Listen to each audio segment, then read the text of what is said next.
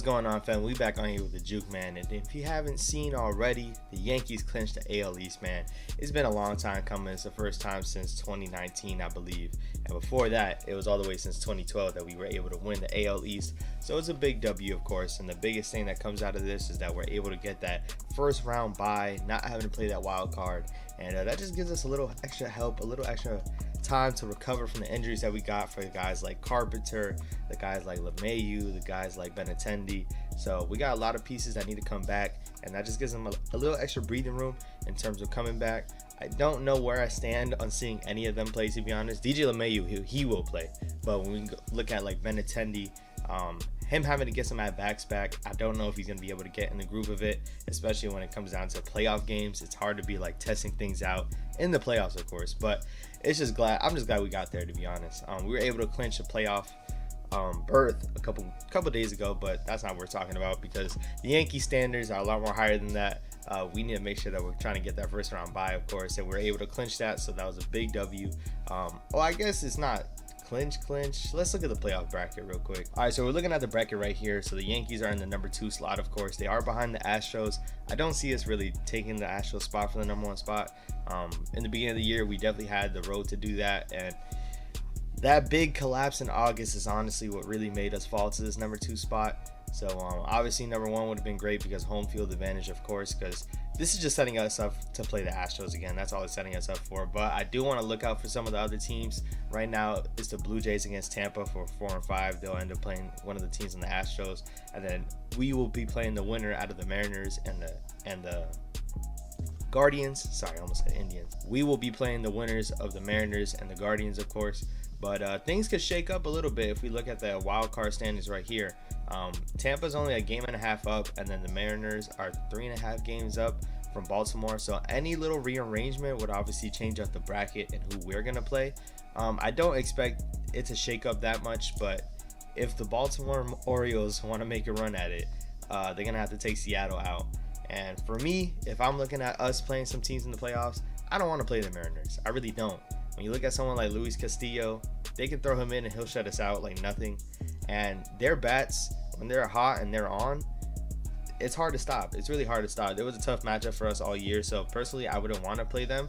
So I'm kind of rooting for the Orioles because I know we can beat the Orioles. You know, the Orioles are a lot tougher of a team, but we were able to handle them all year. So I'm not really scared of the Orioles. But there's a couple of games left. We got like 9 games left to see if any of these things will shake up, of course. Toronto, I'm not really worried about, but they're 3 games up on this seeding. So most likely they're just still going to line up to play the Astros. And Tampa, you know, they're a game and a half out. We're going to see. I'm not worried about any of these teams, of course. It's just about us going against the Astros at this point. It's a collision course headed for there. I just want to get past the season, of course. We got like 9 games left. Now that we clinched that, you know, who knows how we look in terms of like resting players or seeing how we're going to attack every single game. I just want Judge to get the record. That's the biggest thing. Judge needs to just get the record out of the way so we can just focus on the postseason. And like I said, that little brief period of escaping that wild card round and not having to play that's going to come up big for us in terms of getting people rested, well rested. And I just hope it doesn't stop the fire that we have going on right now. If you look at the way this team has been playing recently, I believe we're 8-2 in our last 10. Yep, last 10, 8-2. So this team has been on fire, and it's kind of just looking like how we were in the beginning of the season. Not exactly, because the starting pitching was going crazy back then, but we have a lot of good questions to work around. When you look at our pitching rotation right now, obviously we got Garrett Cole penciled in at 1. In my opinion, I got Nestor at 2. We traded for Montas, and he has not been it, and right now he's on the 15-day IL because of his shoulder. And if you ask me, I don't trust him. I really don't trust him at this point. I know we traded for him to be that guy, but I trust Nestor a lot more. You could even make your argument for Nestor to be 1, but when you're paying Garrett Cole all that money, you're penciling him in for game 1. And I think he has the stuff. It's just he gets lit up like 1 at bat in the game, and it costs us like 4 runs. So he needs to get that down, but he's for sure going to be game 1. I think Ness is going to be game 2, but outside of that, we have a lot of options. If you look at the game last night, Tyone pitched a wonderful game against the Blue Jays, but I don't know if he can really be that number 3 starter, because then you look at somebody like Severino, who we just got back. He's been starting the last 2 games, and he looked really good. In that Blue Jays game, he started off the first 5 innings with like a no-hitter. So we have a lot of different things that we need to work out, honestly. I do only see them going a three-man rotation, because when that fourth game comes up, I do expect Garrett Cole to come back up. So I don't know what they want to do. Obviously, some of those guys might be pushed into the bullpen. I think Severino's more of a threat in the bullpen than Tyone is. But, you know, this is why I don't get paid the big bucks they do. So they need to figure that out. But a lot of intriguing things to work out in these next 9 games, especially as the bullpen pieces in general. When you look at guys like Clark Schmidt, where we kind of had him penciled in, but who knows if you're really going to have a spot after we traded for a guy like Trevino, after we got Scott Efros back now. Is Zach Britton, can we trust him to be in the playoff roster? I really don't know. So a lot of things to work out, of course, but this is why they're putting those positions, and I'm just intrigued to see that playoff roster. Maybe I'll make a prediction video to see what that playoff roster is going to look like. Stay tuned on that. But yeah, man, the Yankees clinched the AL East.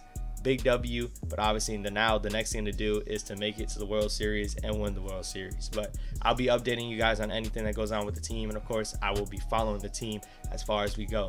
So if you like that content, I got more content for you right here. Make sure you're subscribing and liking down below, and I'll catch you guys in the next vid. Peace. Giants are undefeated, man. The Giants are undefeated. Clap it up, clap it up. Yes, sir. When it comes to the most valuable player to the team, most valuable player on the best team, I think this team is in good hands. And if we are healthy, the whole East needs to be on a lookout.